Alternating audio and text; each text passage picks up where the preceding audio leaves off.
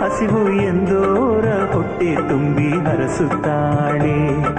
ಹೊರನಾಡಿನ ಈ ಅನ್ನಪೂರ್ಣಿ, ಕರುನಾಡಿನ ಜನ ಪಂಚಪ್ರಾಣಿ. ಹೊರನಾಡಿನ ಈ ಅನ್ನಪೂರ್ಣಿ, ಕರುನಾಡಿನ ಜನ ಪಂಚಪ್ರಾಣಿ. ಅಮ್ಮ ಅಮ್ಮ ಎಂದರೆ ಅನ್ನ ನೀಡುತ್ತಾಳೆ.